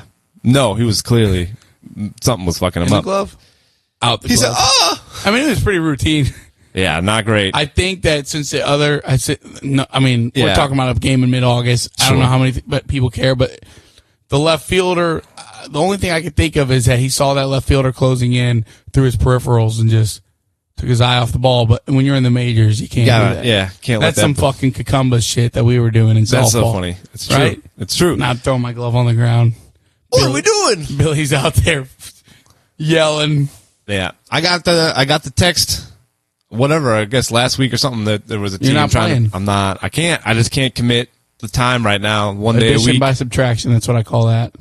Damn. I'm just kidding. I'm kidding. You're going to be... Dude, because we're playing at the field that you were hitting bombs at. What's going on here? Kirkwood? Yeah. Yeah. I just can't. That's a fun... That's probably the most It fun. is fun. Right? I do love playing softball. A little for ego sure. boost every time you just tank one over the fucking 200 feet fence. Yeah. 200-foot fence. Yep. The fence is not itself 200. The fence is 200 foot in the air, but it is 10 foot away from you. You just have to swing on. You have to just pop it way up in the air. That would be fun. Different kind of game. Yeah. It would be a whole different Kind of game. game. We're going left, right, everywhere today. Yeah. Well, we're in the world of sports right now. Mostly it's just baseball, and we're obviously ramping up for football as we've been talking about, but no major headlines necessarily. I mean, injuries. Major headlines? Major headlines. Yeah. So we'll just get ready for football to start in a few weeks here and keep an eye on the baseball. We're in the dog days of summer. Rest in peace, Hayden Panettiere. Rip. That's pretty big news. Yeah, young actress dying. 36. Always sad. Always was sad.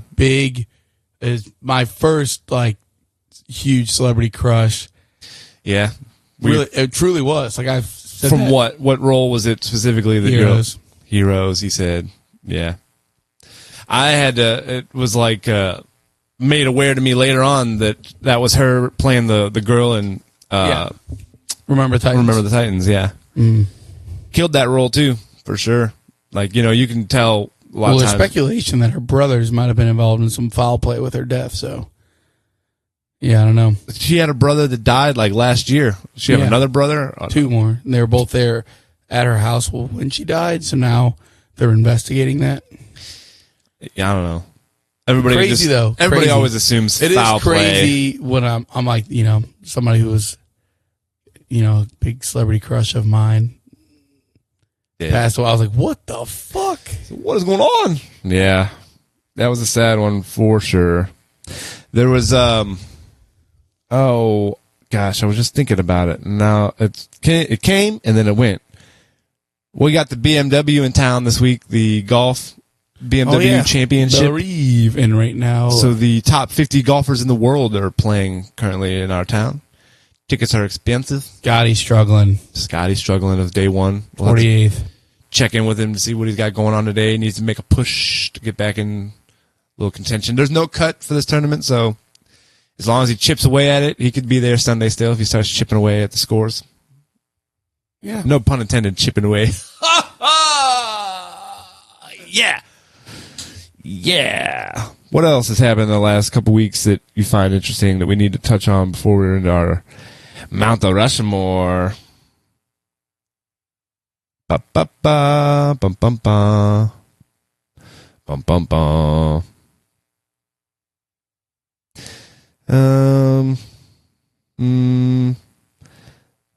There's talks of Olympic football maybe in 2028.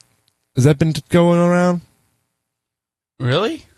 Probably flag. Over 200 NFL players have expressed interest in playing Olympic flag football in 2028. Oh, I do remember this conversation because there was people that are on like the whatever national flag football team. They're like, well, we don't want NFL players coming in when we've been playing flag this whole time. Like, don't sit here and act like an NFL player couldn't just come in and be as good, if not better than you at flag football. Like, it's a different sport. It is a different sport, but the athleticness of it all is the same.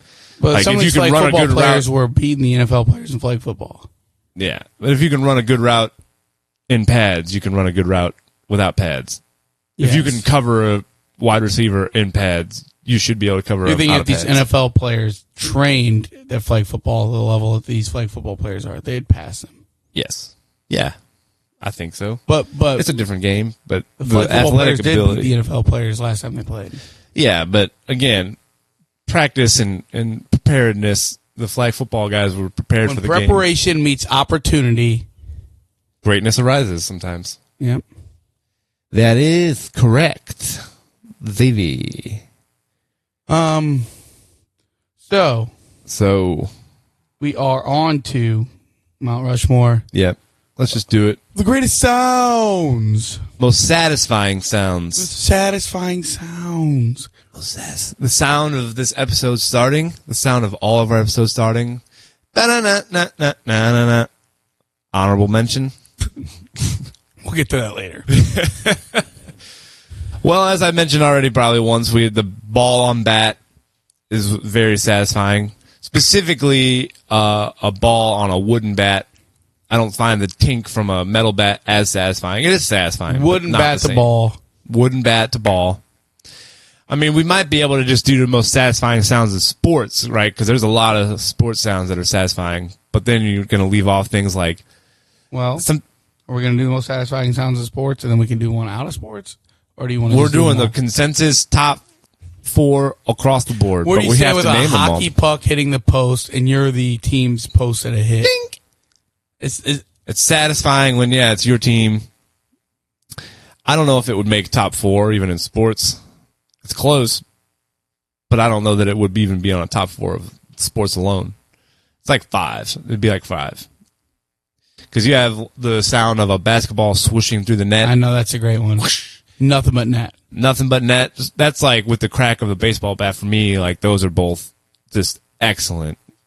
Does this count a satisfying sound, or it's at least a sound that gives me goosebumps when an artist stops singing their song and the crowd sings like in unison together? There's something about it, like a loud, I don't know how to describe it. Maybe even like at a sporting event. Yeah. A whole crowd of people in unison going crazy. Like I don't know if that's a sound though. I don't know if it's a sound because it's more of an experience. Like, communal singing is something that's gone back with humans and tribes forever. You feel more connected with the people around you. It's goosebumps provoking. It is, but I wouldn't consider it a sound necessarily. Yeah, I think it's an action. I was just talking now. I think I agree I with get you. it. I know. But I agree. It is always a very, like, I think it's great. And I think that concerts that utilize that right are good. But when, when you see an artist maybe push it too much or like, you sing and it's like a spot that we're like, I don't want to sing. Like, or anything else. Like, it doesn't hit. It's got to be like, one moment. You can't overdo it. It kills the moment. Yeah, agreed. But communal singing is like, for sure, what about a golf ball sinking into the hole? That's a good one. I like that. It would probably be close to the sports only Mount Rushmore. Ocean waves crashing. Yeah, I love running water. I think running water in all of its forms. Water crashing. Crash into me. Water crashing, you think, is on the Mount Rushmore? But what would be specific? Like a waterfall? I don't know. Like a babbling brook is like the most satisfying. Babbling brook. Just like a trickling water. I can't make the sound. Like on like rocks? Yeah. Okay. Like a stream is running across some rocks and you can hear the sound of that water kind of trickling down. Birds in the background or no? Sure. I don't think that necessarily adds to it. It can at times, but a babbling brook. Just the sound of running water most times. Crashing waves and babbling brook. Some form of water. We have to be more specific. It's like I'm just saying. Like I feel like we need it to has come up to with be. some form. Like, there's something meditative about it. Yeah, there's like in. That's why sitting by a river or sitting by water of any kind is relaxing to me. I find. About a cat's purr. It's nice. I wouldn't put it on my Mount Rushmore. What about revving up that 350 boy? Yeah. No. That's the least satisfying sound. Yeah, if I hear you revving up your motorcycle engine, yeah, we should fight. Because you're fucking. You don't have any care for anybody's ears around you. I was about to let it rip. Yeah. The sound of like turning pages on a book, like when you hear like fingers like on a page, that's a super satisfying sound. I can get goosebumps from that at times. I remember sitting in like school. And everything else is quiet. Yeah, like it's so quiet, and then you hear like a rustling of the like the fingers on the page. I guess I don't know what it is. Satisfying sound. That's for damn sure. Yeah, a crackling fireplace. That's satisfying, but I don't think it's ever given me the goosebumps. I'm thinking of sounds that have like triggered the goosebumps. And I'm not saying I disagree with your term. I wish I was in a moment where I could close my eyes and like picture the. I think we could solidify wooden ball on bat. Wooden ball on bat and swoosh of a net. Swoosh of a net. I think should be on there. It's such a good one. It's so clean. It's like it's like a snap. And you associate it with something good too. Mm-hmm. Yep. What about a soda can popping? Yeah, good sound. It's a good sound, not so satisfying. Is it the same sound you hear when you open a bottle cap too? No, you get the crack of a beer. I almost think is more satisfying than a soda. Thing, right? It's different. No, I bet we could get a soda can and a beer can. Okay, well we can go beer. And I'll have you close your eyes. We'll do that next episode. I'll have a soda can and a beer can. I'll have you close your eyes and I'll open both of them and you tell me which is which. Okay, You'll be able to tell the difference. Well, so then we'll go. Say we're talking beer can, then do you think it's in contention? No, not for the top four. It's good. There's it's something great, about but it is satisfying. Sound, and it's like so. It's full. It's like a full cracking can sound. I say a beer can is great like sound. It is good. It's great. It's great. So we get what water? What are we going with? I like. Yeah, like a stream, like a moving stream, or like a babbling brook, like a calm. You say babbling brook. I don't think that's a common phrase, and it is a very common phrase. Are you kidding me?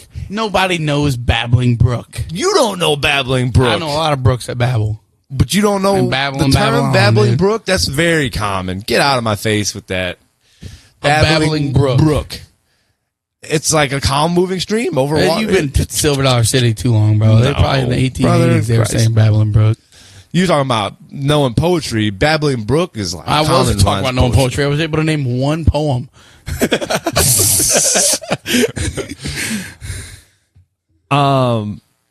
Select, but I don't know, relatively calm, Maya moving Angelou. water, My bad. We did not mention Maya Angelou. or like a smooth waterfall, right? You know, That's what I'm picturing.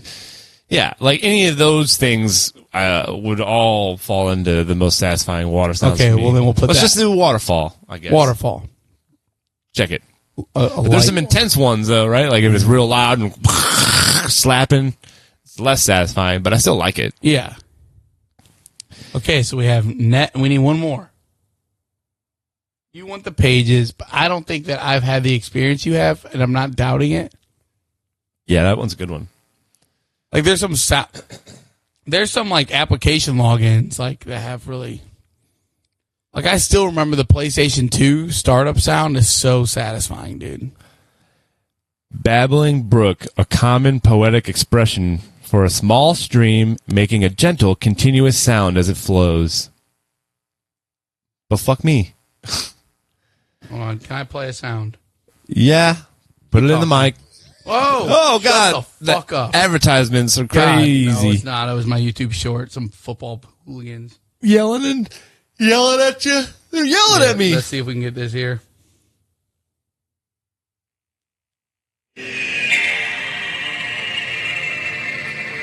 Oh, PlayStation sounder.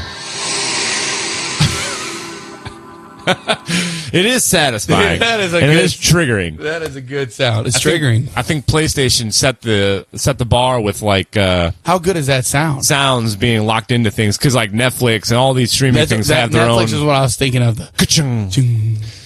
And Law and Order. What you is get it? the jung jung. THX or Yeah. is that it? Yeah. Well, what about the? This is satisfying, and we don't have it anymore. Yeah, a bunch of whispers. I kind of Whispers are more satisfying, I think, when you're listening to it recorded and you're hearing it back than if somebody's like whispering in person. Does that make sense? Yes. Here.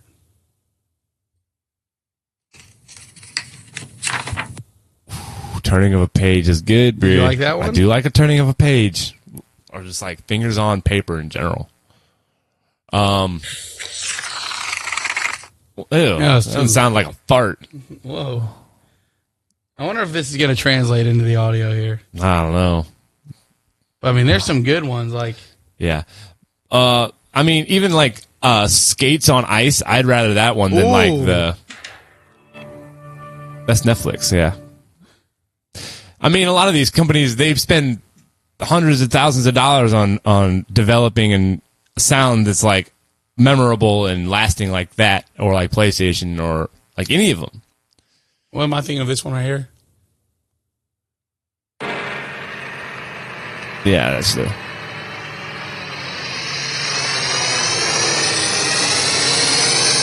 THX. That's Something epic is about to happen. that's something fucking good, dude. That gets me Yeah. going. That gets me I'm going. pumped. But ice, Yeah. skates on ice is. I don't know. I kind of That's a good one. man. I That's think you might relaxing. have found it, dude. So we got wooden ball on bat, swish of a basketball, waterfall, or babbling brook. We gotta go babbling, bro. Yeah, it's an established phrase. Damn it. That's what it says on the You chat. guys, I want text messages from everyone listening telling me if they've ever not heard of the term babbling brook, but used the term babbling brook in conversation. It's exactly You've describing. never used the term babbling brook. It's exactly describing what I'm picturing, though, like a gentle moving stream that has the sounds, of the water just trickling over the rocks. That's like that's the perfect way to describe it. It's a babbling brook. So, screw me for using expressions that are common, like who let the draft in, whatever, man. Who let the dogs out? Who let the dogs out? Yeah, you do. You've had a history, Old timey an expressions. elongated history. Doug Vaughn would love me. Yeah, whimsical. Whimsical. I'm just a meat and potatoes guy. Use all this down home language. No, he might say, "I don't like it." You think Doug would like Babbling Brook? I think he would. I think he would. Absolutely. He's folksy. Yeah, folksy. That's what I'm looking for. Yeah. I got all these folksy expressions. A Babbling Brook. I swear. And when you said it's not like the first time I've ever heard it, but I've never talked to somebody and been like, yeah, so we were in the park and surrounded by the sweet sounds of the Babbling Brook. Nothing makes me more calm than a babbling brook. I was going to ask him, but he didn't hear me. He's gonzo. I want to know if he knew what a Babbling Brook was. He said, I think she's in my class. Yeah, that's what I was saying. I used that joke earlier. I know. We're going to just throw it in a bunch of times. Over and over. Over and over again. So we got it. I think so. And we got enough honorable mentions. Like, the honorable mentions are natural when we're talking through these consensus ones. Yeah. Now, like, what about, like, it's satisfying in different ways, like, when you order pizza and the knock of that door because you're like, pizza's here, you know what I mean? Yeah, yeah. Like it's not satisfying the sound itself. The sound itself is not, but the action that comes with that sound. You're like, ooh, Pavlov's dog. You know, my mouth starts watering. So like, there's some correlation there. Like when the oven timer goes off, and you've been waiting. I like a good box fan sound could be satisfying, but it's got to be hockey like team's goal horn. Satisfying in a way, but more like Blues have a good one. It's more of excitement it brings. It doesn't like elicit a satisfying feeling. It elicits an excited feeling. But you know what I was saying about like a box fan or like in a quiet room, like a constant fan going. Is that satisfying, or is that just like it's calming? Peaceful. Yeah. Okay. Calming. That's what I almost associate your page turning. Not babbling brook. That is a satisfying. There's some satisfying sounds that are also peaceful, right? And for you, page turning is satisfying. And I'm not saying it's not. I got to be in a room. What do you find wind chimes to be? It depends on the setting. But if like I'm out in a hammock and I hear some wind chimes, birds chirping in the background, all that is all the culmination of it all. It's an orchestra of nature's satisfying sounds. Well, I guess wind chimes wouldn't be nature. Sort of nature. It's wind personified in the sounds of metal, right? Sounds of music. The sound of music. But you notice, nature produces just some of the best. I mean, the sounds that shit we have to offer. Our humanity has had those sounds for forever. Speaking of nature, we got these dogs running in here all hectic. Adrian, welcome. Are you familiar with what a babbling brook is? Have you heard the saying? Is it popular? You know what a babbling brook? He says he has no idea what that means. Okay, thank you. Rob was trying to tell me that the term babbling brook is very common in society. I did. He says it's not. You heard it here first. And he's out, how old? 12? 13. 13? Look, he's just got to experience it. Go upstairs, dogs. Get out of here. They're busting in the studio. Who let the dogs out? Adrian. That takes us into this week's Would You Rather. Yeah. I have a good one. I think. Would you rather have $100 million or know all the secrets of the universe, but you cannot share them with anyone? All the secrets. That could be what happens after you die. Sure. All of them.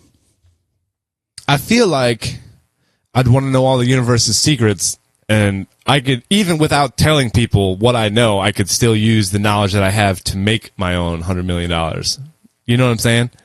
Fair point. Because if I know all the secrets of the universe, I'll know how to, best combat some of the things that humans have been combating for all of eternity. And by me developing, or whatever, or like the meaning of life. Any of that. What is the meaning of life? The meaning of life is to enjoy the people around you. You would want to monetize. I feel like if you'd learn all the secrets of the universe, you would not want to monetize it because you'd be like, oh, this is all. The money is gross. Sure. Fugazi, yeah. It is. But I'm saying that I had that possibility. It's easier to make money with the knowledge of all the universe than it is to. I mean, you just have money. You have money. Overwhelming comments are saying 100 million, and I strongly disagree. Yeah, these are cynical people. They just want the money, and they want to do what they want to do. I would love to know the things that nobody else has been able to know.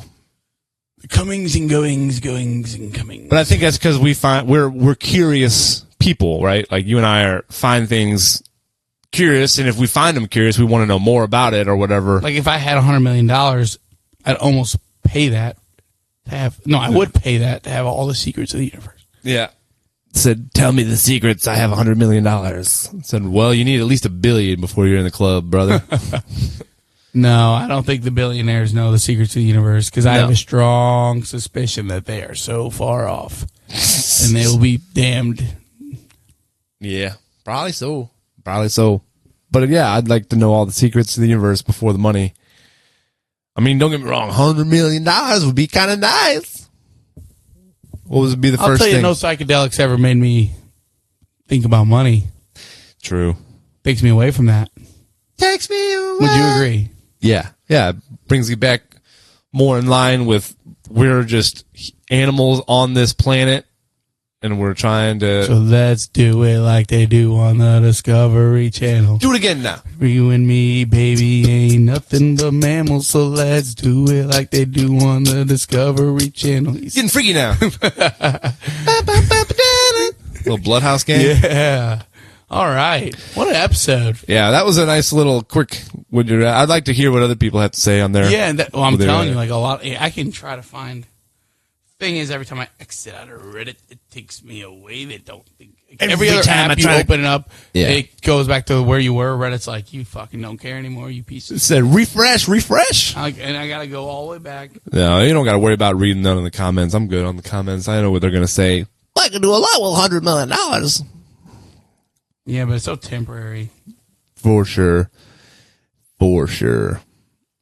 Man. But this isn't that kind of podcast. This is not We that don't- kind of podcast. That's what I was going to start off as. What's that, a money podcast? No. Talking about like the Bigger deep concepts? philosophical thoughts on... We get into it every once in a while, Yeah. but we're just two big idiots. And nobody wants to hear us pontificate on life every episode. Even though we do. See, how do we get here? What did they do to us? What did they do?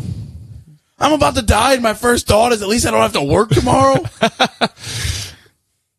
What do they do to us? What are they doing? What do you have? I'm going to go host now. Yeah. What do you have coming up? Anything you want to share with the audience? Anything that you think is on your dossier for the weekend that you'd like to share with the folks at home? There you go. I do, per usual. The band is out and about this weekend. Tell them where. Friday is today. We are playing at the Hideout down in... Not a good hideout. You just announced it to the world. Woo! Is it called the Hideout? Oh, it is. Come see Hideaway. Bob at, It's down south. It's like Highway 30, right when you get into Jefferson County, damn near. Like out that way. Old Highway 30, I think it's on. But tomorrow night. Tomorrow night, we're back in town here locally. Right down the road. Trainwreck Saloon in Westport Plaza. Old, I will be there. 8:30. Oh, come out. See the show. No, come see Xavier. Yeah, come see the Sit Talk Listen show, I'm saying. Yeah, don't see my show. Whoa, both people from Sit Talk Listen, your favorite podcast. Come take pictures. Sign glossies. Yeah, man. Oh, man. We're doing it all. We got, Savannah Bananas are in town this weekend, Xavier. Not a fan. Were you ever? No. You think it's a circus active sporting event? I just think it's not for my demographic. I could see. Do you the also appeal. hate the Harlem Globetrotters? I'm not a fan. I don't hate either. So I why feel do you like it's hate for them? like 6 to 15-year-olds, maybe 13-year-olds. Yeah, and then they're. Like a grown man shouldn't be like without kids going. But to you this see, event. there's a lot of moms that are like thirsty moms that are Yeah. drooling all over these hot guys dancing. Yeah. He said, "Yeah, And am I not? I'm not in that demographic either. what? The Savannah Bananas are not meant for me. They're not supposed to be for me. It's not for you." Yes. Yeah, I want to see Jordan Alvarez put one 500 feet into the center field bleachers. That is what's for me. yeah. I want to see Mason Wynn diving to his right, getting up and throwing an absolute cannon across the field to get PCA out, running at 21 miles per hour down the first baseline. That is what's for me. If I want to see every weekend somebody faking a hamstring injury as they cross home plate than to do an ensemble, I will go to a fucking play, not a baseball game. Yeah. Not for me. Not for me. Yep, I get what you're saying. There's this Folsom River Circus that's floating by. Folsom City Blues. No, Folsom River Circus. So what they do is they got like a big, imagine like Imagine dragons. How else am I supposed to dragons? It's true. Imagine like a Huckleberry Finn raft, right? Like, can you picture in your mind a Huckleberry Finn raft, like a plank wood, just on like floating pontoon types? Huckleberry Finn and who? I'm kidding. Jim, I think it's Jim, Buddy Jim, something like that. Friend Jim, he called him maybe. But the Folsom River Circus, they're on like a Huckleberry Finn raft kind of thing, and it's got like a built up, like tall wooden structure, and they float down rivers and they do like a performing show floating by the river. So they'll be coming by the St. Louis downtown on Sunday. It's a free show. They just ask for donations possibly at a point, and they're doing like banjo, and it's like a Branson show, but it's on a raft floating down a river. So that does sound pretty cool. So that's coming through town Sunday. Just talking about things going on. I opened what time is it? It doesn't say a time right here, but it's just on Sunday. Oh. It's probably, I don't know. You'd have to do some more research if you're interested. I'm supposed to work Sunday morning too. I'm trying to give up my shift. Don't ask me to do research for you. I gave you the idea. You got, if you were more interested, do a little digging, get off your ass and find that fucking dog. Right? That does sound interesting. Stuff going on. That's all. And then, yeah, obviously the golf tournament will be coming to a conclusion on Sunday. Well, I appreciate it. What are you looking forward to this weekend? Oh, man, I'm looking forward to going to see your show tomorrow. I am looking really forward to seeing my sister tonight and tomorrow. She's in town from Phoenix. Nice. Tonight, we are celebrating my grandma's 80th birthday, and none other than Rosalita's. Dang, they're bringing the whole fam out for you, huh? Yeah, I got a prime dinner time. Got a private room rented out the Franciscan. You rented out a room? Well, I got it for free. Well, sure, but I'm saying that she asked, I rented it out. That's so funny. I'm kidding. How many families coming? Do you have any idea? 20. Dang, head count of 20. You guys are going to be partying up. Yeah, I just talked to Callie this morning on the phone on the way here to make sure we had all the I's dotted and T's crossed. Wouldn't it? Hopefully, well, yeah, it's going to be good. I'm glad that they're coming in and enjoying it. I was Sarah is a surprise. My grandma doesn't know she's in town. Oh, that's a great little birthday surprise. Yeah. Man, what time are you guys having dinner? Should I join? 6:30. Dang, I can't. Come on in. We got the whole room booked. I know. I can't. I got the gig tonight. I got to be there because we start at 7 tonight, so I'll be there. Should we go curtains closed or open? Closed. Tell the rest of the restaurant to fuck off. More private. Yeah, I agree. I did a party in the Franciscan the other night, and there was like a bunch of Napa Auto Parts guys doing some meeting in there. And we got fucked on that. And we should have only had one server on it. The room across the Matador, that party, they received $300 a piece. Oh, God. Oh, don't tell me that. Yeah. Don't tell me that. But I'm also saying to be like... And I was thinking as I was going into work that day, I'm like, they haven't put me on any party like really yet. I've always just been given section, and I'm like, I feel like I'm going to end up getting put on a party today. So I came in that day like having a mentality of I'll probably get put on a party. So I wasn't like in a bad mood or nothing about it. But now you tell me that the party across the place gets out $300 per server tip, and I was lucky to make $50 after tip out. It was like, it would have been like $370 a piece. God, mamma mia. Oy vey. Yeah, sorry to tell you live on the podcast. I know, right to the heart dagger. Well, you win some, you lose some. That one I'll chalk up as a loss. Yeah, Izzy and Lexi on that party. Yeah. And then my section last night in the vibeless corner of the patio. I see the hostess bring people to sit out there, and they start looking around instantly like, God, what other table is there? These are awful tables. It's been it's slow season. Always is slow in Yeah, July and back to August. school for sure. September picks up, and then it ramps up from there. I'm hip. That's why I'm not. Comings and goings. Yeah, it's the restaurant world. I'm good with it. I got no qualms. But I'm looking forward to next episode, 71. We'll fill everybody in on the comings and the goings and the goings and the comings of our stuff. Well, thank you guys for listening. I love you all, and have a blessed weekend.